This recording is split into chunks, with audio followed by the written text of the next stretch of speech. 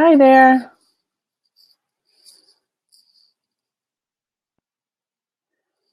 I can't quite see you or hear you yet. While you're coming online, I'm going to introduce you, Doug. There you are. Hi. Hey. How are you? Good, and you? Good. Welcome to Blab. Yeah. This is exciting. So I'm just going to do the quick intro of you. I'm so excited to have you on my show. This is my third Blab show, and it's so much fun. You'll see. We have also introvertology. I hope I pronounced that right. That sounds exciting on with us that came on the air. So hi. Hi there. So do you see the chat on the side, Doug? They can chat and ask us questions there, or they can hop into the open seat at the bottom so they can come on live as well. Yeah. So Doug is a recovering addict and alcoholic with 15 years, over 15 years sobriety. Congratulations, by the way. That's fantastic. Thank you. Small feat. You were tutored in sponsorship and mentoring from two very wise people, you say, from the get-go. That's awesome. And then you were asked to do a series of talks with schools across the province. So province, for those of you not in Canada. Doug is in Canada with me in Saskatchewan. That's awesome. And you worked with your local mental health addiction workers as a liaison. That's fantastic. So a liaison between the school and you? No, more so, I'm in the, I don't even know how I'd put it.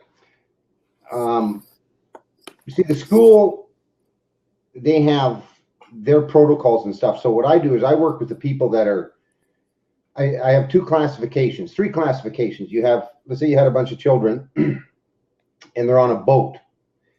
Some don't even go to the rail. Then you have the ones that are on the rail looking over. And then you have the ones that are overboard.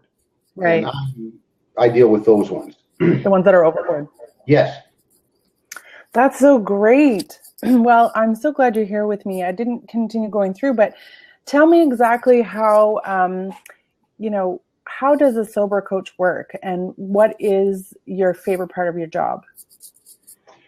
How does the sober coach work? It's a wide variety. You can take on, specifically work with one person that has just come out of treatment, let's say, and you're with them constantly. You're completely available to them. I don't do that part. What I do is, as a sober coach, I'll work with more so groups than individuals. Now, I used to do, before coaching, I guess the same thing is if sponsorship. Right. And there's never a fee with that. You really got one drunk looking after another drunk.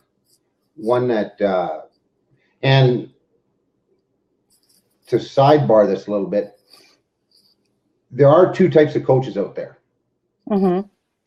One that learned it in school in a book. Yep. And then it's kind of like if you're trying to hire a guide that you want to go see the Congo, let's say, right? So you can hire one that grew up in that jungle and learned all about the dangers and the nuances the hard way, or you can hire one that read about it in a book and studied it in school. Now, they both can work. The people that I work with generally want the one that grew up in the jungle. And I'll tell you why. It's not that someone that with just a schooling background they don't judge. But I find more often than not, people that know that I've been there, they feel a sense of relief almost, because we're equals. Yeah, absolutely. So I don't know if that answers your question. Yeah, absolutely does. So it shows that it's audio only, but I think there's an echo too. So I'll just put you on mute while I talk. So it's just audio only, but don't worry, we can still hear you. So when you're working with people and they have that sense of relief, and I bet it also establishes a sense of trust right from the beginning, because you've been there and you're also showing them, you're kind of demonstrating the way. Does that make sense? Yes. And in fact, one of the very first things that was taught to me, and it kind of got me, or two things.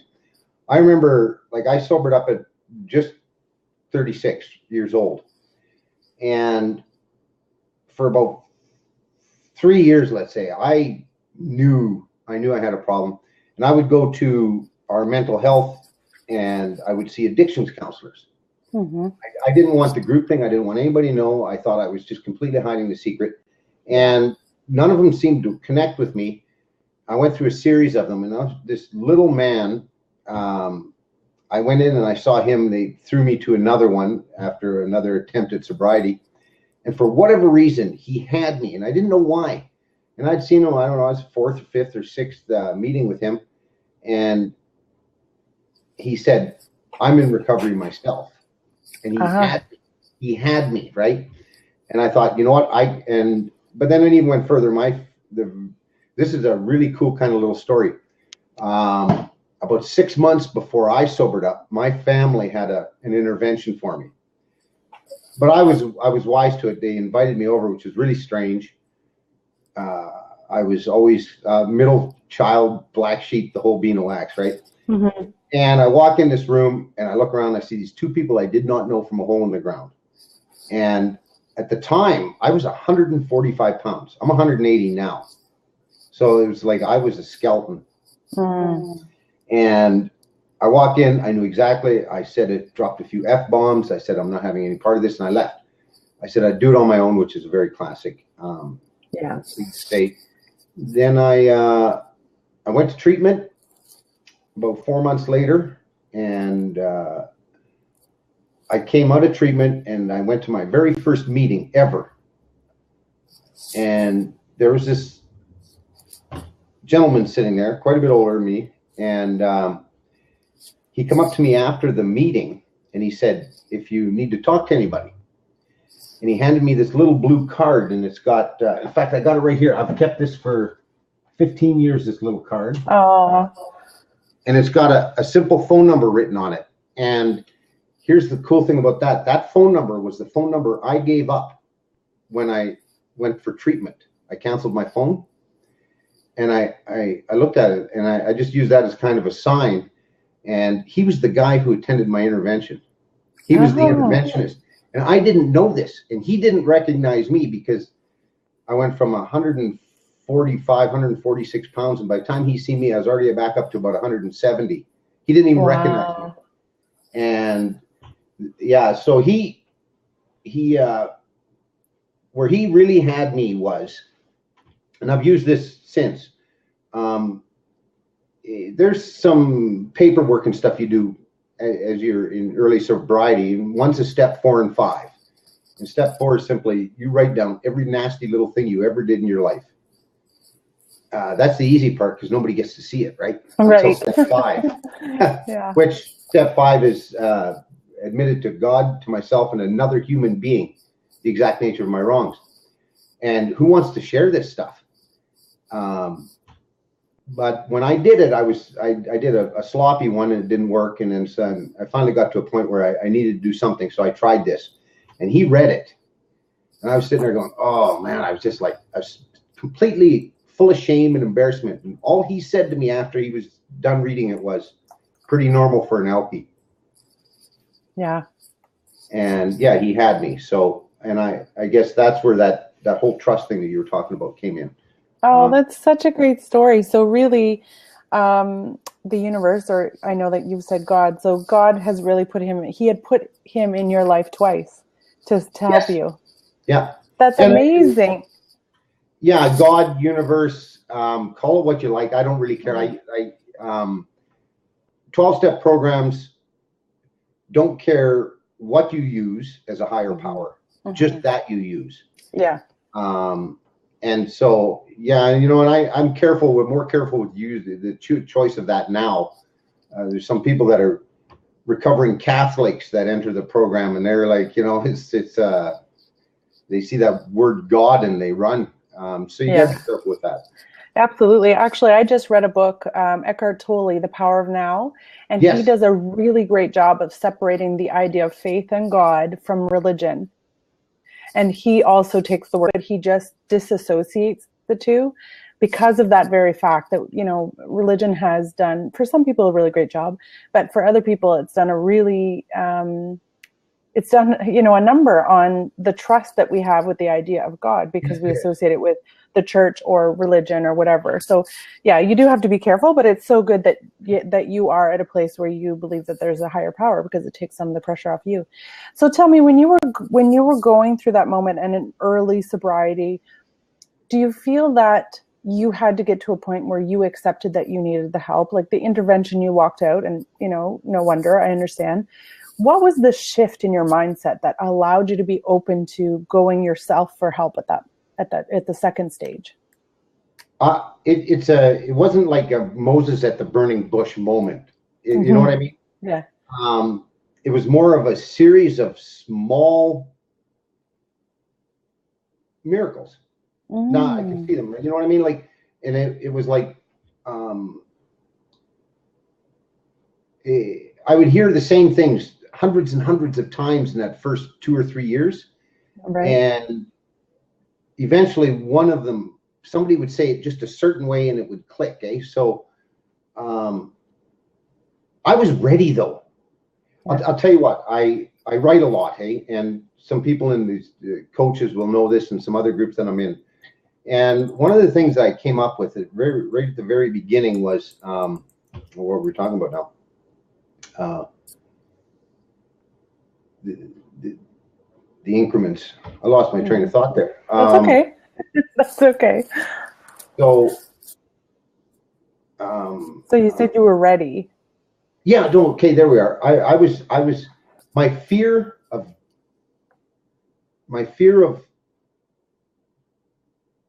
not knowing became greater than my fear of the unknown. Does that make sense? The fear of not knowing became greater than the fear of the unknown. See, and I bet this goes, and I know this because I talk to people, but a lot of people have a fear of the unknown, meaning they almost false fears. Yeah, right? absolutely. Play the what if game and all that, right? What if, and they have fears, right?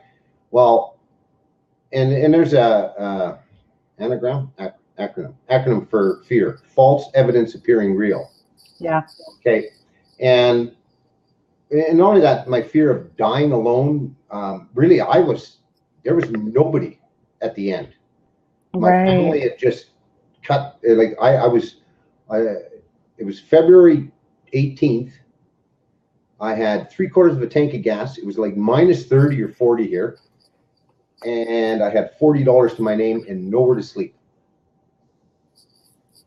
And I went from owning the world at the age of 30, a nice company, everything. I credit, and in a few short years, it was just gone, right? Yeah. And everybody, everybody, I wouldn't say they alienated me. It was more like I alienated them through my behavior, right? And yeah, I wouldn't say it was the right time or my timing. I was just, my fear of all that just became greater than my fear of being honest. Yeah.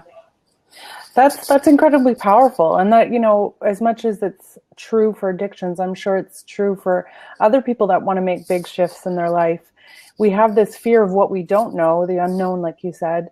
But we have to get to a point where we want it more than we want to hold on to that fear.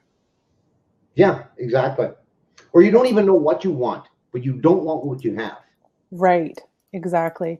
So we have quite a few people that joined us. I just want to welcome them all. Thank you all for joining. If you have any questions, feel free to pop into the chat there, and we'll soon open up the extra seat if you guys want to pop online with us and ask us questions. Go ahead, Doug. Where were we? You had me. I was trying to figure out who joined us here now, and I maybe shouldn't have. That's okay. I know it can be distracting when we have the side chats here and as we're talking and stuff. So when you were first going into, was it rehab that you went into, or you went into the treatment, or how did that work? Same idea. Treatment is rehab, yeah. Okay. So when you started to do that, did you have a lot of resistance to the types of things that they were bringing to you, like, you know, the steps. I know I'm familiar with the steps. I have family members that are recovering alcoholics. I don't know what the polite or correct term to use. And so that's the one I use. You know what I mean? Say that again. Just pros. I don't think there is a correct term. The one that resonates with me is recovering. Perfect. I know full well if I took a drink now, I've never stopped at one. Why would I stop at one now? Right. Absolutely. Yeah, absolutely. And that's the case for the family members I have as well. It's all or nothing. There's no in between. Yeah, good. Yeah. Yeah.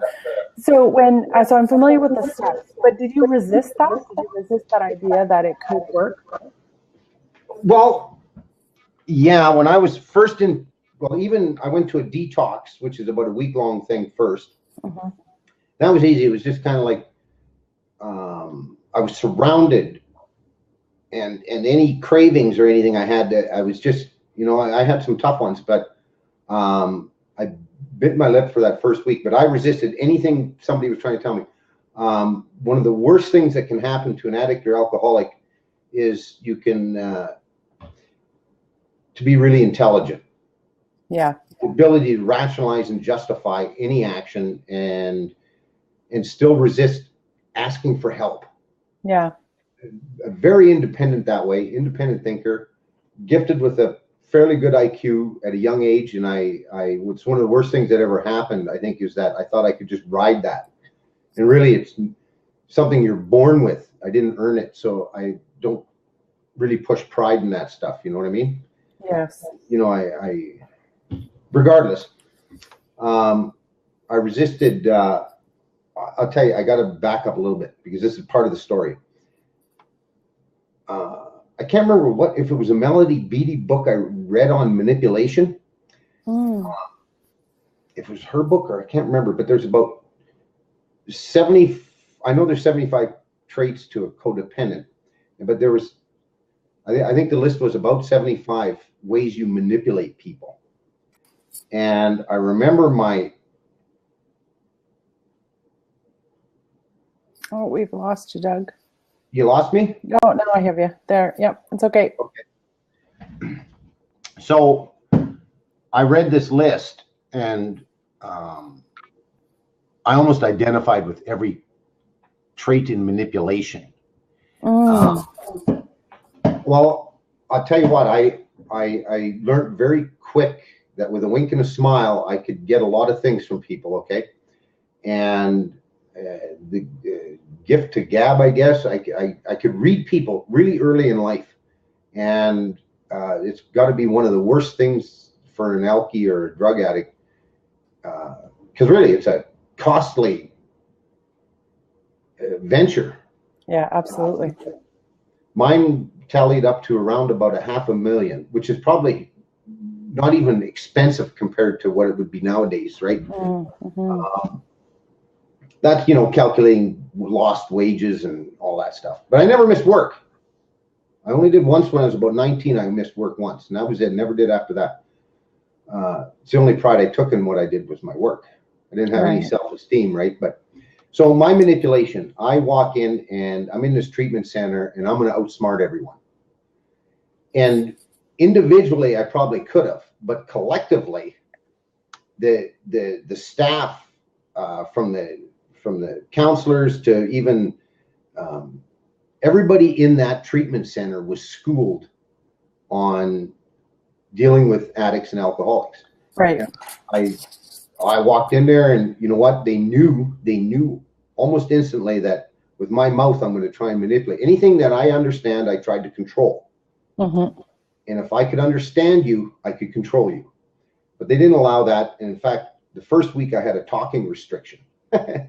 Oh. Yeah. If I couldn't talk, I couldn't manipulate people. Yeah, that's true. Like I was in a real boot camp, like one of the top 4 in Western Canada, as far as they say for treatment centers. And it was a real eye opener to me. I wanted to leave, but it was the middle of February or beginning of March, and I didn't have my vehicle there.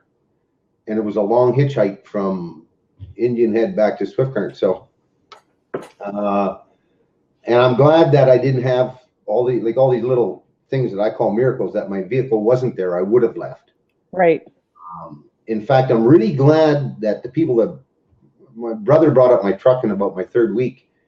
And of course I had my stashes in there, but they cleaned my truck right out, because the minute I got out of treatment, I looked for it.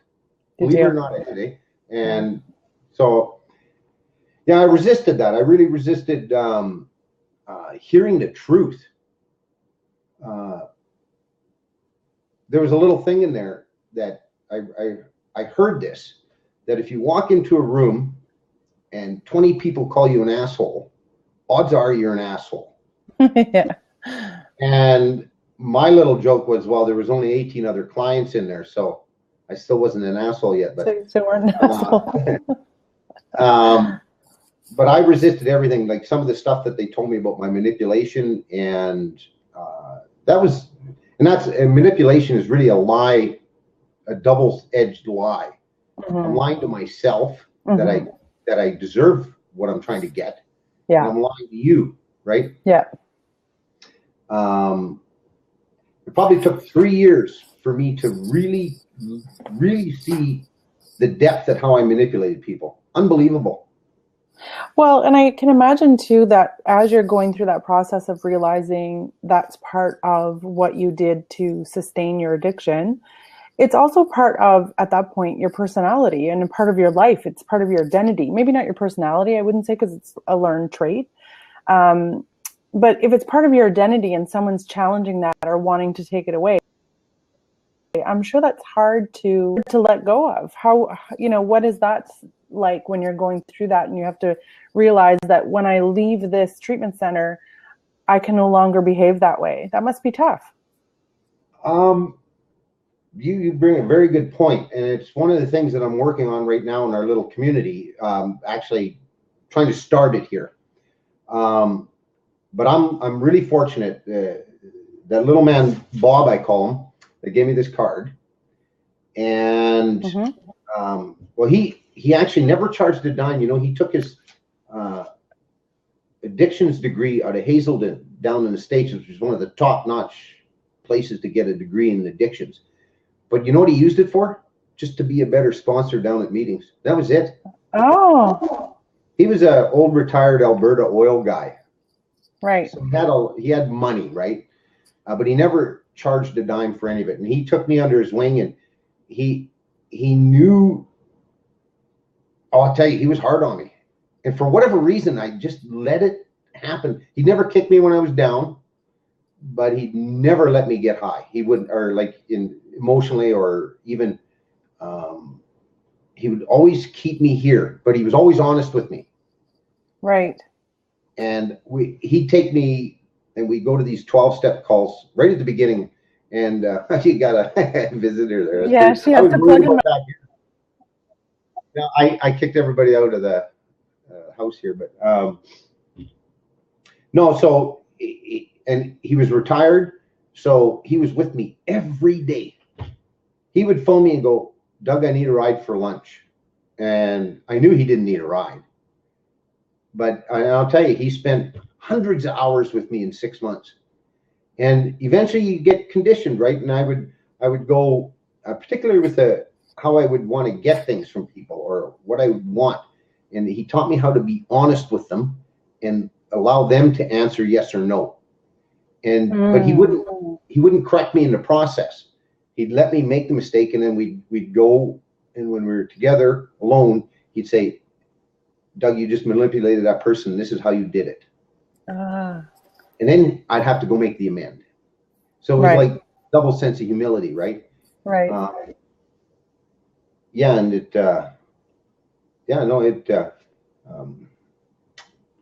he's quite a man. He didn't last that long though. He died on me. That one still kind of gets me. But I mean, I'll never forget him. I just never will. He was, to me, he was Dr. Bob, which is kind of funny because that's one of the co-writers of the big book, right? But his name was Bob, and he wouldn't have minded it if I would have said it anyway. But no, and a lot of people now, when they come out of treatment, you do ride a high. you come out of there, you're feeling like gold, right? And they don't follow up with that. And I didn't on purpose. It just happened for me. Yeah. I didn't look for that. It found me. The high, did you mean? Bob. Ah, yes. Okay. He found me, and like, yeah, that high coming out of treatment, you're feeling really good. You know, you've made these friends. And I remember out of treatment, there's about 3 or 4 buddies I had. 2 of them called me within 2 or 3 days, already drunk. And they say From treatment. Yeah, 1 in 36 people that come out of treatment die sober. 1 in 36. Wow. And that's low odds. So you don't come into what I'm doing with a sense of instant gratification. Mm-hmm. And you really need to be, especially with me, I'm playing with the ones that are already overboard, right? So success stories are, I don't like to call them success. I don't know how I should word that, but Mm-hmm. You have to accept that when you work with someone, or you work with family members even, right, that there's going to be disappointments. Right. You can't take it on. So I've developed my own system of protecting myself, like from the attachment, Yeah, absolutely. Which you have to do. Because it sounds like it would be very, and I'll use the word intimate, but a very close relationship that you would have to develop in order to have the trust from the person that needs your support, and the family members as well, because you kind of have to be this neutral party, I'm sure, between the two, but yet be effective for the person that's going through treatment. So when you're working through that, the mindset that you have to approach that kind of relationship with. Do you want to say that again? Yeah. So when you're going into a new situation and you're working with the addicted person and or the family members, how do you have to approach it so that you can keep that kind of neutrality, but still have the trust that you need to build the relationship so they'll, proceed with you? Okay. I'll generally work with one or the other. Mm. And I think a lot of times the best work is done with the family. Mm. Every addict and alcoholic has got a core group of enablers, or they can't keep going, right? Yeah. And it's kind of like the supply and demand thing. If you cut off the supply, you eliminate the demand. Mm-hmm. Sort of, right? So the addict and alcoholic is the demander, and that little core group around the addict or alcoholic, they're the ones that supply, not literally, but they enable, right? Mm-hmm. And if you can help, it's almost, they're looking for almost more than the addict or alcoholic. They're not using any medication, right? So it's really hard on the family members. They feel really helpless. And once they learn that by helping themselves, they're helping the addict, they're usually more willing, because they're sitting there suffering, and they're not medicating their feelings. So their feelings are still raw, and they're out front. So they're actually, I wouldn't say easier to work with. Some of them really, they're so used to, they're so worried that if they don't give them a ride or give them $20 or buy them groceries, they're going to die. Right. And to get them to a point where they you either love them so they stay alive, or you love them to death. Mm-hmm. And when you bring that up, a lot of the family members, they really look at you and they go, you explain the whole process to them. It takes hours and hours and hours and hours. Oh, absolutely. Phone calls. And that's another thing. I can't really turn off your phone when you're in this. Like, you do get phone calls. I've gone on, just actually not that long ago, we went, for me, it's not that long ago. It was about 2.5 years ago. I got a call from our mental health. There was a couple. So I went and seen them. And I'm sitting there, and he's the drunk, and she's the enabler. And I was there for about 3 hours, and we talked and blah, blah, blah. And I leave. I leave my phone number. Never got a call from him. And I left there thinking he wasn't ready. And she wasn't either. And really now, I just saw him at a meeting here, I don't know, about 6 months ago. And, but it took him that long. Yeah. But he always said what I said to him that night, it ruined his drinking career. Even though he kept trying, right? And you know what? Those, I tell you, they're so far few between. And he's really trying, and you see him, and you can just see the difference, right? Because I remember him when he was down near the bottom, and now he's got some sobriety going in, and you just see that, I don't know, you know how you can see a healthy face, rosy cheeks and all that? Yeah. You just see that aura. It's a healthy aura, right? Oh, and that's it is. good. It's just like, I walked to that meeting, and I was like, God gave me a small part in that little puzzle, right? And without it, you know, I'm not the only part, but to me, I feel very important just being a part of the puzzle, right? Yeah. I feel very validating. Yeah. I'm just going to, while I talk, I'm going to put it on mute because I echo, but when you're talking about that, I think that's really important for any business owner or any coach really, because sometimes we can, if we focus on, you know, if it's not going well, or, you know, we didn't help every single client achieve everything they wanted to, it can be really hard to focus on the positive. But I think that's a really important thing that you said, is that we're a small part of the puzzle. And if we hadn't been there, the other puzzle pieces might not have made it into the puzzle at all, really. And just to know that, like, all the family members, the friends, everybody, they if once they're working together, right, it's kind of like strength or the sum of the parts. And when they're all together, like a keystone, you know, you go up, if one of the stones is missing, the whole archway falls down, right? But if everybody holds their position, they've done their part. There's no guarantee that the addict is going to sober up. It's kind of like buying a lottery ticket or not. There's zero chance if you don't buy a lottery ticket, right? Right. Your best chance to win the lottery is to actually buy a lottery ticket. Mm-hmm. Your odds are a little greater, I think, in sobering up. That's good. That could be part of the marketing. You have a better chance of. I tell you what, I bought a few lottery tickets, but I did sober up. I haven't won the lottery, so. Well, you know what? That might be better for your life anyhow. Because if you hadn't sobered up and you won the lottery, it might have been more than $500,000. Or, well, they really say this. There's 3 possible outcomes for any addict and alcoholic if you don't quit. There's jail, institution, and death. Mm-hmm. So and the only factor in any of those is time. No, that's just it. Yeah, it's just a matter of time. Yeah, and one of the greatest ones I ever had was I worked with this gentleman. He's probably about 60, early 60s when he sobered up. But this guy had a story, unbelievable. Like he lived in the back alley on Hastings Street. Anybody in Canada knows where Hastings Street is in Vancouver, right? You've heard of that place, mm-hmm. right? Mm-hmm. And he went there with 2 buddies. He was the only one that came back alive.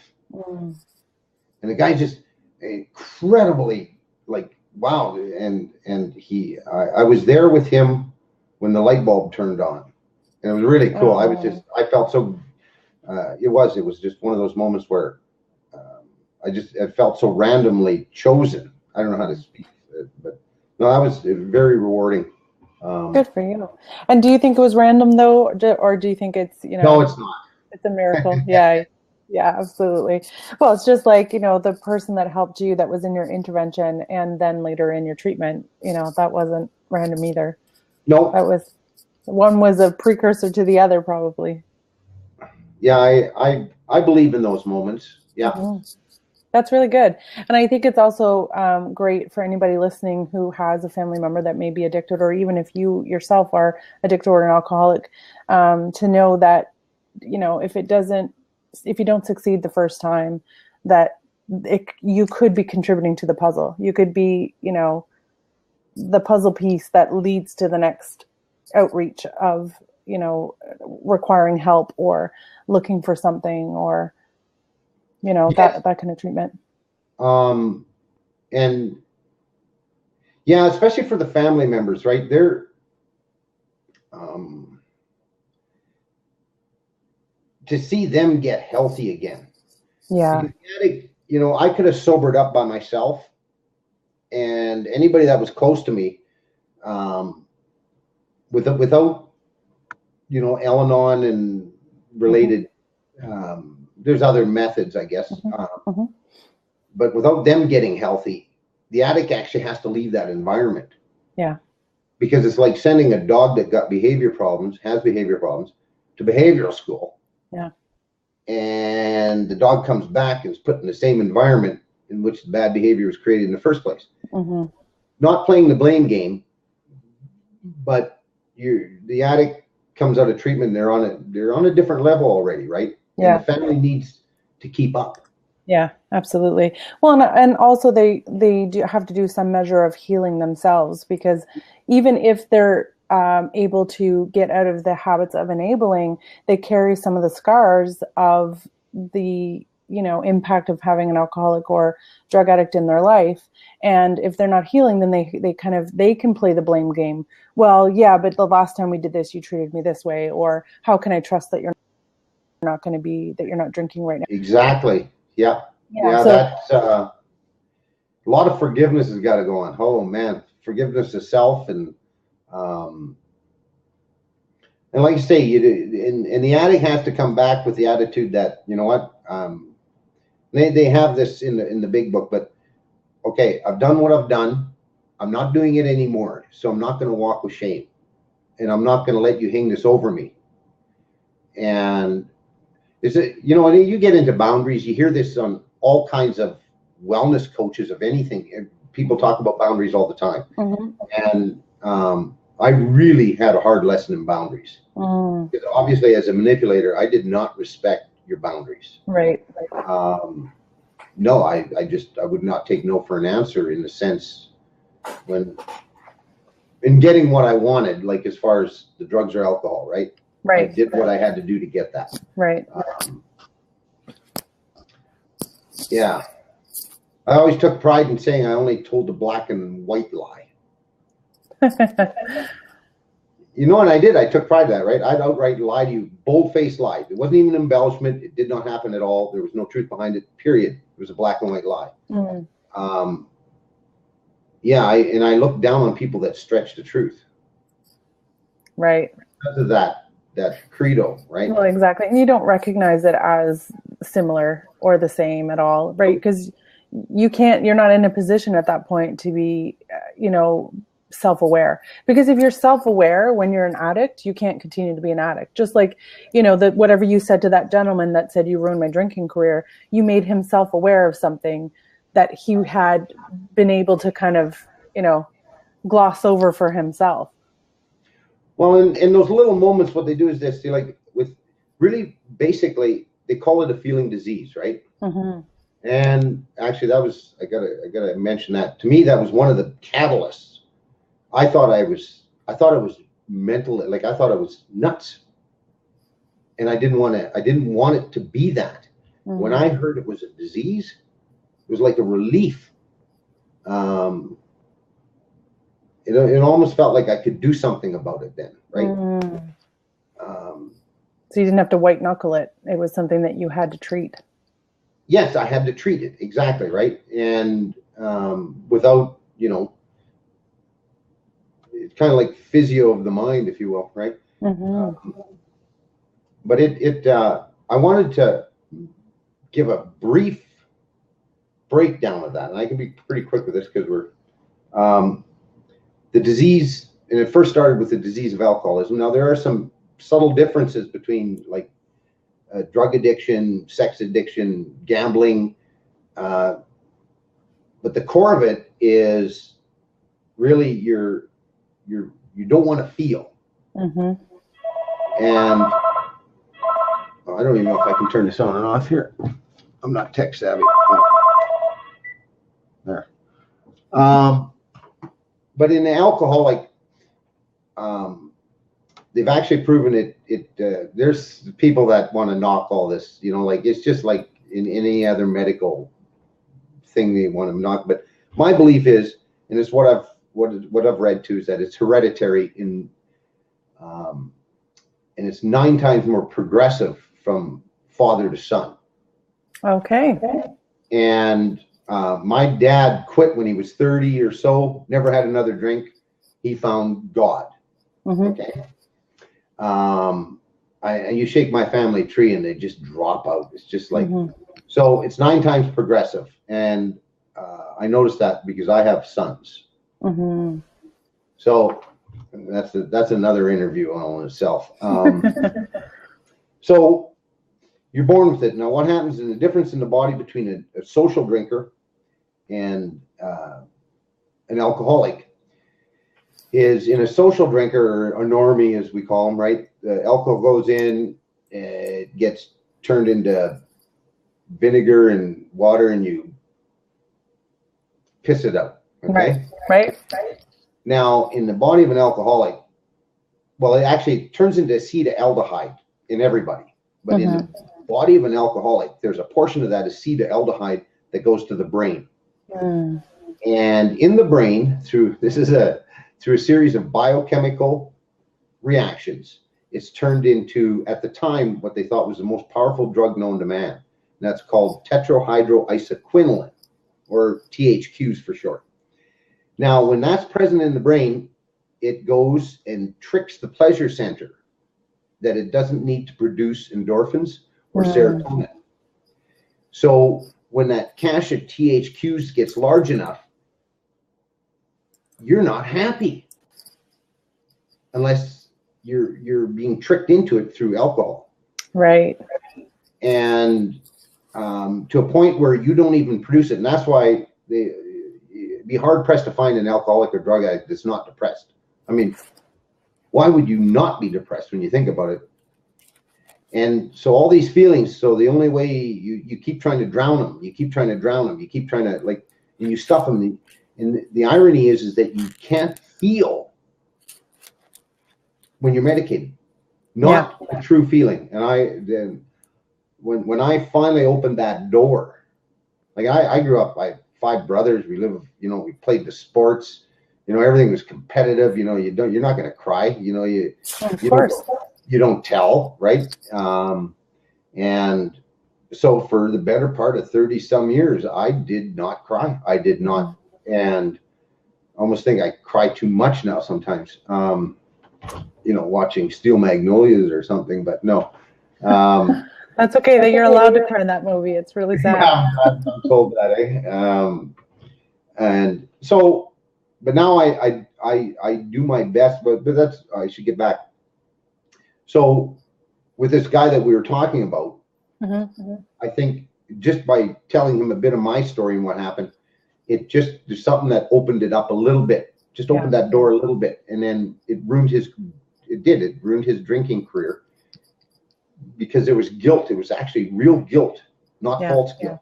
Yeah, absolutely. Every time he drank in the back of his mind, that happened to me too, right? So once you learn to trust that your feelings won't kill you, they can't. They might feel like they are at points in time, right? Yeah. But you start holding on to everything that happened. A girlfriend that broke up with you in high school, all these losses that you accumulate that normal people just feel. Okay? They just feel them as they come. Well, you store this up, and the longer you wait, the harder it is to... Yeah, once it starts flowing, though, boy, I'll tell you. And then, and I even found for the first 4 to 5 years, maybe even longer, something would bring me emotionally to the surface. And I'd go hide in the shop or whatever, and I thought, man, this isn't that serious, And I was told that when I opened the door, I might not only be feeling what's present, but I might be dragging with it something that happened until I completely clean out that closet and feel every hurt that I've put off feeling. Mm-hmm. Yeah, that's really powerful. And it's good that you opened yourself up to being able to do that. And I can just imagine, without playing the male female card, but especially men, and especially men at of your generation, there's no way you could have been upset about something that happened at school and come home and tell your dad or your brothers about it. How would you be allowed to do that and save face, right? It just wasn't something that happened. I think it may be a little bit easier now to accept a man that's in touch with his feelings today, but even so, I think there's a long way for society to go. There is. Yeah, and I think that that's really important that oh, thanks so much, Ken. Do you see Ken's giving us the high fives there? Yeah, I see that. Yeah. Yeah. I think it's really important that, men like you who've been through this share that kind of story and, admit, what, sometimes I'm a little more emotional than I'm comfortable with, but I'm still feeling it instead of medicating it. Because that's really important, especially for men. Because I have a lot of members of my family and I can see them. It's almost like you see them as the bottle that's holding the feelings in. And, I'm very intuitive, so I can see into what they're holding on to. And a lot of them are uncomfortable talking to me because I can feel, I have a good sense of their energy and they know that I can, and they, no, go away. Don't bust open this bottle. Right. Well, and there is a stigma, we try and, like here in Canada, we talked about the stigma of smoking, to create a negative stigma about it. Right. Right. And it's almost working in reverse, right? Even the stigma of the alcoholic, only 2% of all addicts and alcoholics are that guy on the park bench with the brown paper bag. That's absolutely right. It's so true. But then there's the stigma of men. And I'll tell you, for me, to get up in front of a group of 200-300 people and tell my story, at the beginning, when I get to a touchy subject in the story and I start getting emotional, I'll fight it at the beginning.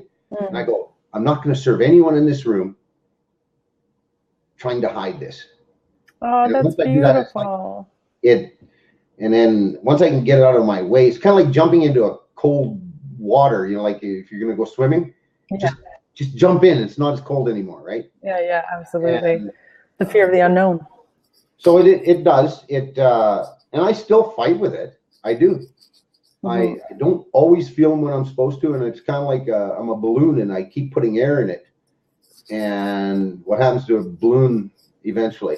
It bursts. Yeah, bursts. Yeah, exactly. Yeah. Oh, that's stupid thing. That's okay. There. That's okay. Well, that's really good. I think that's such a beautiful thing. And it's so good that you're out there doing what you do, because it is such an important job. There's so many people that, carry addictions and who are not sitting on the park bench, who are not obvious to a lot of people. Maybe at home it's a little more obvious, but there's a lot of people that are functioning, quote unquote, in their job or in their life in other ways and are really hurting. And they can be, I'm sure there's differing degrees of how much you're taking in of your drug, but it only gets worse. There's no small addiction, as far as I know. No. If you're addicted, you're addicted. And like you said, there's 3 outcomes if you don't get treatment, and it's only a matter of time before one of those 3 outcomes becomes your fate. No, and it's amazing too, like the things that the replacement drugs that come into place when you sober up. It could be anything from it could be internet porn, it could be drama, it could be and they're so subtle. When you really have to be vigilant. Right. And it's so simple when you use the metaphor of any other disease, right? For diabetes. All you had to do is take an insulin shot once a week.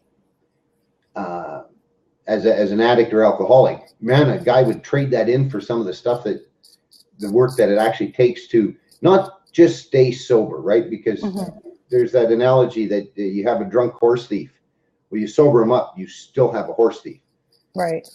And the plateaus too, because people plateau, right? And it's my belief that you're never stagnant, or you're never idle. You're either going up or you're going down. And Oh, I still got so much to learn though. There's a lot of stuff that gets ingrained in you, like, and I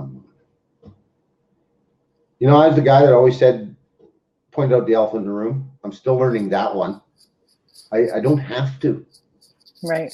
Not everybody wants it named. They can see it, just like you can, but they don't want it named. Yeah, let's just all be silent about it. And I never could be silent about it. I would.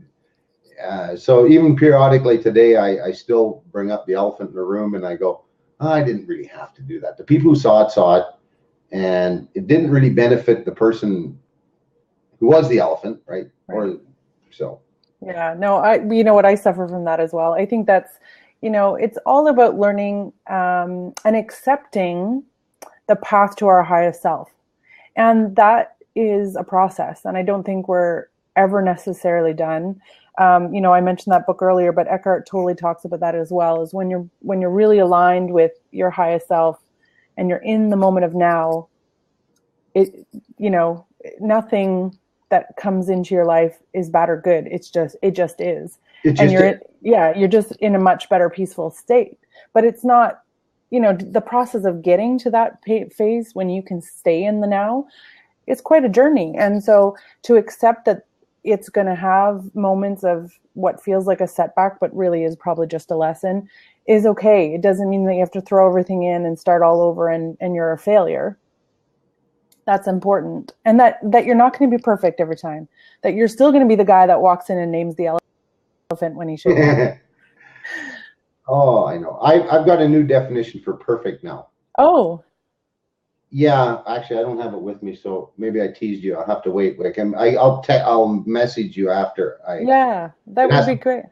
But yeah, and post it in some of the Facebook groups, Aranda, because that's something that humans. I wouldn't even say, it doesn't matter what you're doing in life. Humans suffer from the need to feel perfect or to do something perfect or to wait till they're perfect. For me, it was all about insecurities.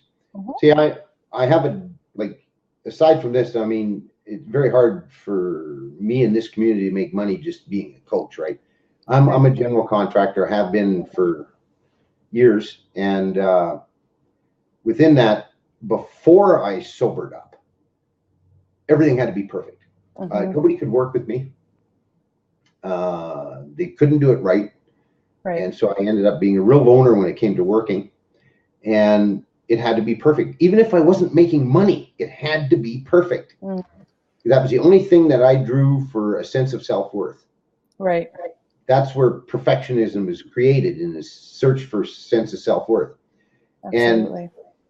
And now that I have self-esteem, I feel validated lots. I don't have to build a piano every time I do something for someone. Right. I choose to sometimes just as random, like let's say I have a customer that they don't have a lot of money and they're on a tight budget. I will just give them something because they're not expecting it, or they're not the real defined, okay, this was $18.99 and you went and blah, blah, blah, like the whole, I don't care about 10 cents. Right. Right. I'll just randomly give those customers something. It's really, for me. That's the heart of generosity. That's really great. And I think that's a really important point about self-esteem and self-worth. Mistaking wanting to be perfect with, offering quality is not at all the same thing. In fact, I think the more human we are, the more real we are. I wouldn't even say human, just the more real we are. That is better than perfection. People want to know the real you. They don't want to know the perfect version of you, right? And my mentor has said this a few times, and I've read it in other books. If you look at nature, the giraffe's not worried about being a giraffe. The giraffe is just a giraffe.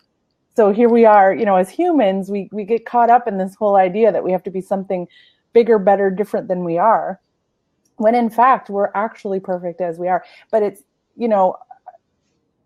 parents and society doesn't allow that to be easy to accept, that we can just be who we are, right? Like, we're always pushing you to get more education, to be slimmer, to be, the guy that's the provider and holds it all in and doesn't have feelings. And, the guy that can get through anything and just white knuckle it. Like, it's not easy to just be who you need to be in the moment.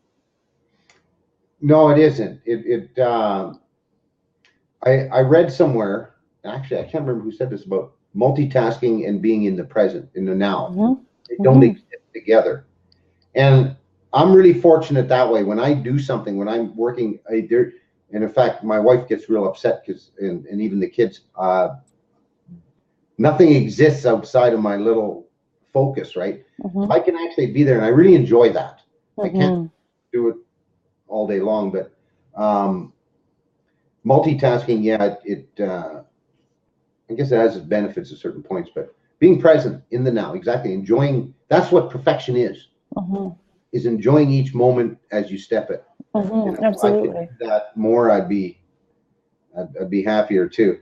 Yeah, I'm human though. You worry about the future a bit and all that stuff. Well, that's really where the stress comes in, right? You're either worried about something that happened yesterday or 2 weeks ago and thinking, oh my goodness, it's going to happen again. Or you're projecting something in the future. I'm worried about the bill I have to pay in 2 weeks. I don't have the money right now, which is just recreating more of what you don't want instead of what you do want.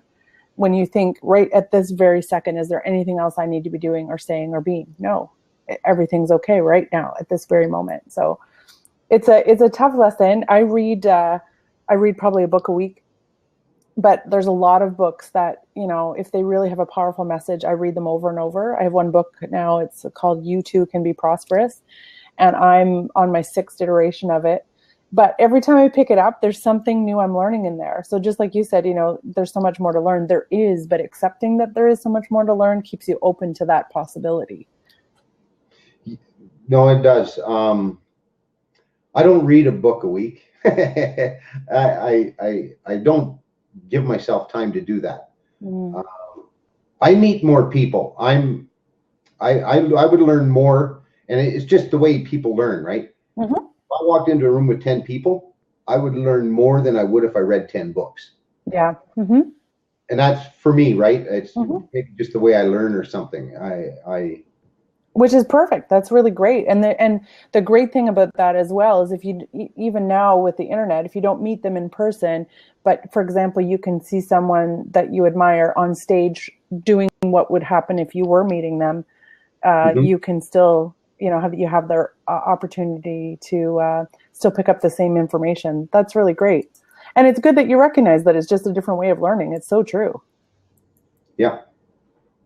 I kind of envy people who can read and read and read and read and read. Yeah, I agree. Yeah, I love it. I read, but I also have a lot of my books on Audible, I think it's called. So, I'll sometimes be driving to work, and instead of listening to music, I'll put in one of the books that I've been reading or whatever, just to have something else filtering through my mind. What I'm not very good at is meditation and being quiet. I'm very social. So to be on my own and just meditate and be quiet and turn off this brain of mine, it's really tough to do. Have you tried guided meditations? I haven't yet. I tried one. That's not true. I did try one and it just wasn't the right fit for me. But just like, you had to find the right counselor for you. It's the same idea. I think I have to find the right guided meditation. Voice is so important. Mm-hmm. I find I do this one. I worked a little bit with a shaman that went to India and studied this Diksha thing, right? Right. And it was really cool, but their guided meditation was done by this lady with an East Indian accent. And it's breathing. And you don't have time in that whole meditation. It takes about an hour and 40 minutes or an hour and 20 minutes. You're focused on her. You're not focused about bills because it's all breathing. And I have since then, I love the guided meditations because they keep me focused. Yeah. Yeah, absolutely. I'm not thinking about, this customer or that client or, Yeah, absolutely. I'm there and I need that set of blinders like a horse, I guess. Oh, Introvertology, which by the way, I love your name. I might be butchering it. Says the app Smiley Being is good. You can determine how long the guided meditation should take. 5 minutes, 10 minutes, etc. That's a really great tip. Thank you for that. Yeah. That's really great.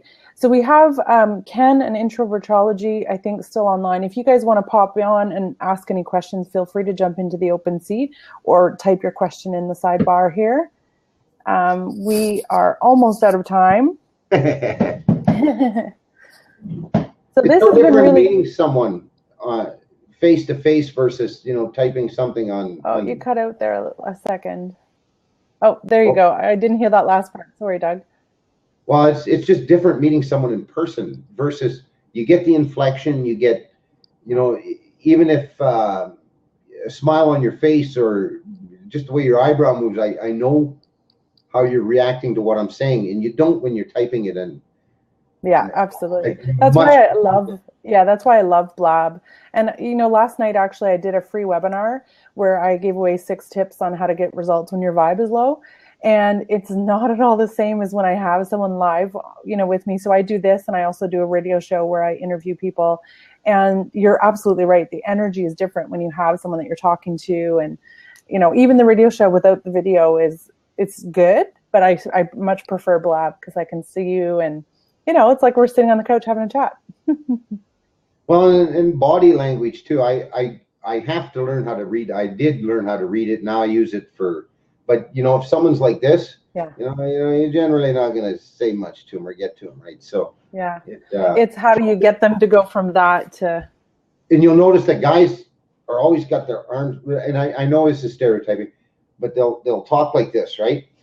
If you are forced to have your arms open, it's something to train yourself with. You'll feel more. You really will. Yeah, that's so true. And I don't know that it's a stereotype. I think I've seen a lot of men do that as well. But I do it myself. I find myself doing it as well. And I have a very expressive face. So, I call it not having a poker face. So a lot of times if someone says something that I really don't agree with, it's obvious I don't agree with what they're saying. So it's tough. It can be tough to not, because then they're inferring a judgment, but it's really just I didn't agree with what they said. But it's important to watch that and to be aware of it for sure. Mm-hmm. Well, this has been fabulous. First of all, a fellow Canadian. That's always awesome. And I really love what you're doing. Work is so important. I think that, the fact that you've been through it is, we always teach what we need to learn. And I think it's so beautiful that you are out there telling your story in a way that, gets men to go from this to that, and women. I'm sure you work with women as well.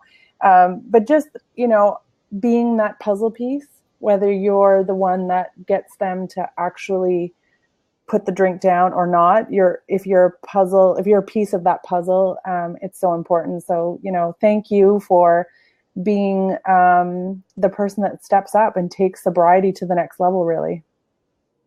I really I'm going to thank you for getting me on here. I enjoyed this. You don't know. I just don't know. I try not to prejudge. Like this is very, and I really want to commend you on your questions. Were really targeted and they were good. Thank you. I was wondering how we were going to do this, and I just said, "Let go of it. Let go." Just good for you. Yeah, I tend to not prepare my guests that much, because I'm a very casual. I'd like to tailor my questions to the person I'm talking to.